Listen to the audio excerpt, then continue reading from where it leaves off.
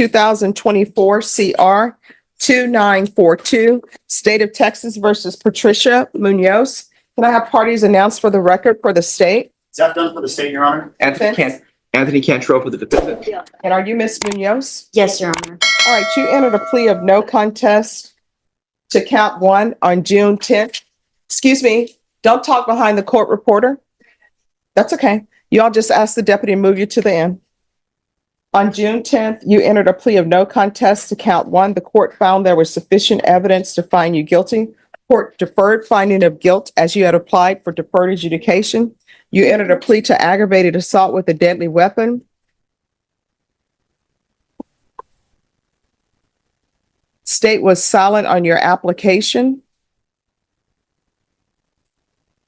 And it appears that the punishment is to be assessed at a cap of 20. Yeah, I believe, counsel, from what I remember, state was silent and then range of punishment being up to 20, but I believe. This is what you all have written. I apologize. I'm like, Rush, that's my bad.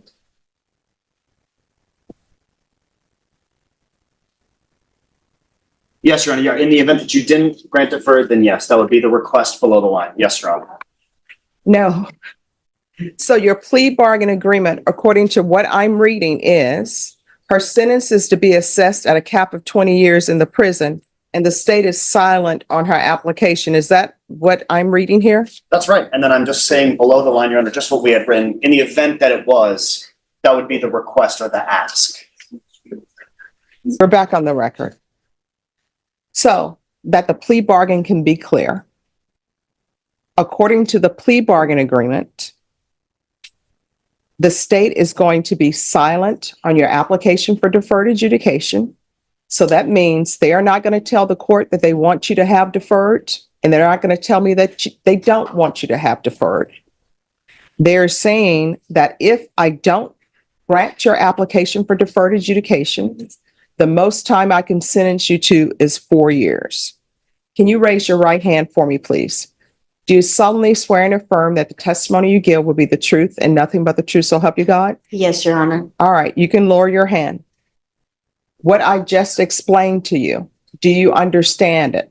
Yes, Your Honor. Do you understand the plea bargain agreement? Yes, Your Honor. Do you have any objections to the state and your attorney adding that as a part of the plea bargain agreement? Oh, yeah. All right. So have both parties had a chance to review the PSI report? State. Yes, Your Honor. Defense. Yes, Your Honor. Any objections to the PSI report? State. Nothing from the state, Your Honor. Defense. No, Your Honor. All right. Any witnesses? State. Nothing from the state, Your Honor. Defense. Just my client. All right. You may inquire. Please state your full name for the record. Patricia Nicole Munoz. And Ms. Munoz, have you ever been convicted of any other felony? No. And did you recently obtain your children in civil court? Yes. How many children do you have? 5. And are you taking care of them yourself? Yes. Do you have help from your mother and grandmother? Yes. Mother-in-law. Yes, I do have a very good support system. Have you done things in civil court to help you with respect to taking care of your children Yes, I have. and helping yourself? Yes, I have. Did you complete the family violence prevention services? Yes. And you did this on your own, right? Yes. And are you in elite counseling at this time? Yes, I am. And have you done this on your own also? Yes. And that was also suggested by the civil courts that you do that? Yes, sir. Okay, you don't have a family violence case though, do you? No, sir. With respect to drug use, when was the last time you used any drugs? In 2018. And so you've been clean since then? Yes, sir. And who do you work for now? For Santana Primary Healthcare And how long have you been working with them? for more than 10 years. So that's the only job you've ever had? Yes, sir. And you still have that job to this day? Yes, sir. How has your life changed without your the father of the kid that was Child Protective Services was involved in with him being out of the picture and you taking care of the children yourself? Taking accountability for my actions, bettering myself for my children as well as myself. Just having a good support system, and pretty much just trying to better my life for me and my children. So with respect to this case in itself, there was an issue with one of the girlfriends of the person you were dating at that time? No, it's actually his niece. I'm sorry, you need to speak up. It was my daughter's father's niece. And she was saying bad things about you. Yes. And that was because you were having the child custody issues? Yes. And you regret what happened in this case? Yes, I do. And if the judge were to give you deferred adjudication, will you follow all the rules and regulations, everything that she asks of you? Yes. Past witness. Any questions? Silent. No questions, Your Honor. How many children do you have? I have 5. What are their ages? 9, 7, 5, 4, and 1. All right, and who's helping you take care of these children? I am. I have my mother and I have my mother-in-law as well that are helping me. And is the CPS case still open? Yes, ma'am, it is. All right. And do you have documentation that she's doing well in CPS? Judge, I know that she was awarded custody of the children and they're trying to terminate one of the fathers who was involved in the CPS matter because he was not getting involved in that. I don't have the documentation with me at this time. All right. So who's your CPS worker? Angie Steinau? All right. If you all want to call the CPS worker, see if the CPS worker wants to zoom in so that I can ask some questions. All right. So if you all step Will back, I'm that sure she has also- the CPS Will that worker's also- number. We're back on the record in 2024 CR 2942, State of Texas versus Patricia Munoz. We do have the caseworker by Zoom. Could you pronounce your name for me, please? Angie Steinau. All right, Ms. Stownell, if you could raise your right hand. Do you solemnly swear or affirm the testimony you give will be the truth and nothing but the truth, so help you God? I do. All right, you can lower your hand, state your name for the record. Angie Steinau. And do you know Ms. Patricia Munoz? Yes, I do. All right, are you the caseworker involving her family case? Yes, I am. All right, are you her caseworker or the children's caseworker or the family's caseworker? The family's caseworker with Family Drug Court. All right, can you tell me what is her status in drug court? How is she doing? Ms. Munoz is almost completed the Family Drug Court program. She has successfully been engaging in individual counseling, family and group counseling with her domestic violence and her substance abuse treatment. She has been randomly drug tested throughout the duration of the case, including hair follicles, which she has tested negative. She also has been reunified with her children since May the 3rd, and the department has done very frequent visits, almost weekly and bi-monthly for the last couple of months. And she's been compliant, doing really well. When is she due to expire from or graduate from your drug court program? I believe it's the end of this month. She is in the stage 5 of Family Drug Court, which is the last stage. And do y'all provide aftercare after graduation or no?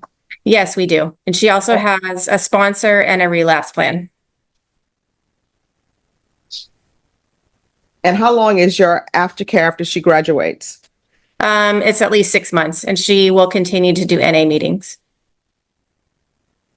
And in your aftercare program, how often are you all still supervising, viewing the children to see that everything is going well?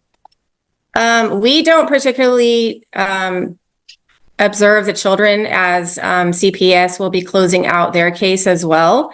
So that will be Ms. Munoz going to the continued aftercare program on her own. All right. So then in your aftercare program, how do you specifically supervise Ms. Munoz? She will continue to report to her, one of the counselors at Elite Counseling. And how often does she report to elite counseling in the aftercare program? Twice a month. All right. And if there are any issues with her reporting in elite counseling, are you all made aware of that? Yes, we are. All right. Any other questions? Nothing from the state. No, Your Honor. All right. A final question for me then. Do you think she would be a danger? I'm assuming you all don't think she would be a danger to her children. Otherwise, you would not be closing out the case. But do you have any concerns about her interaction with the children or any concerns for her children if she were allowed to be placed on probation in this court? No, I don't. All right. Do you think there are any conditions that this court should set to make sure she stays on the right path? No. All right. Anything else? All right. Thank you. Thank you for zooming in. Oh, you're welcome. Thank you. All right. All right. Court's going to sentence you to 8 years deferred adjudication. I always ask for parenting classes, but if you completed parenting classes, you'll just need to provide the parenting classes that you've completed through family drug court. Do you understand? Yes, Your Honor. All right. There's going to be proof of employment within 40 days. There should be no employment as a home health care provider or with minors. Judge, may I interject on that is what she has been doing for the last 10. Doing what? Healthcare provider. And her whole life she's been doing it. Well, here's the thing. I don't allow people to be healthcare providers when they're on probation in this court. If you want to be a healthcare provider, then there needs to be notice given to whoever you're employed with saying, I know this is what she's charged with.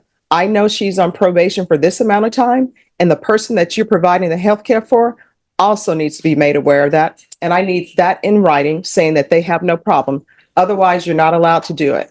Yes, Your And Honor. let me just tell you, I'm not treating you any differently than anyone else. The reason why I do that is because sometimes these home healthcare providers, they would just hire people. They go into people's homes. Nobody knows if this person is on probation, has a theft, has an abusive history, and they're leaving them with somebody vulnerable. So I'm not going to allow her to be a home healthcare provider probation unless she provides a letter from her employer, and that employer states, and it's notarized, that they're aware that she's on probation for aggravated assault with a deadly weapon, and they're aware of her criminal history.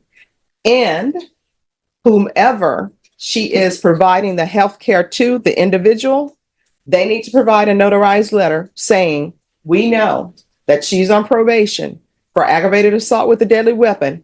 Here's her history, and it needs to be notarized, and they have no objections. Otherwise, she will not be able to do that. Understood. There's to be regular reporting by Zoom or in person. There's to be regular random UAs. You can do the UA or the patch. Probation will explain to you the patch costs more. There's to be no contact with Miranda Medellin. And for the record, the court did not receive any documentation in the PSI from Miranda Medellin. And there's also to be no contact with Renee Vasquez the second. There's to be 120 hours of community service restitution. I'm going to order parenting classes. If you provide proof that you completed parenting classes through family drug court, that will be deemed satisfied, and the community service hours will be deemed satisfied. Field visits, one time per month for 4 months. And that one time per month is to begin November of 2024. I'm trying to time it a little bit, probation, with when CPS ends their contact with her. There is to be drug treatment, or I should say continued drug treatment with elite counseling, and you're to report 2 times per month with them. Probation, is there anything else she needs? No, Judge. Is there anything else you need from the court to be successful? No, Your Honor. All right, did you review the document entitled Trial Court Certification of Defendant's Rights to Appeal with your attorney? Did you understand it and sign it? Yes, Your Honor. All right, because this is a plea bargain agreement, because I followed your plea bargain agreement, and because you waived your right to appeal, you do not have the court's permission to appeal. Because this is an affirmative finding of family violence, you're not allowed to Judge. own. There is no family violence in this case. No, there is. No, there is. She's not related to any of those people. And There is. we discussed that. We discussed that last time, also. Prior. Yeah. This is the niece. These are all family members. And she said it's the niece of the father of her child. Did she not say that? Yes. These are family members. So there is an affirmative finding of family violence. And because there's an affirmative finding of family violence, you're not allowed to own or possess any weapons or ammunition. If you have a question over what a weapon or ammunition is, you'll need to speak to an attorney. Do you understand? Yes, Your Honor. And with regards to the affirmative finding of family violence, it's in the family code. I follow it. If for some reason people believe my interpretation of the family code is incorrect, we can always revisit that. But for now, my interpretation of the family code is this is an affirmative finding of family violence, and my hands are tied. I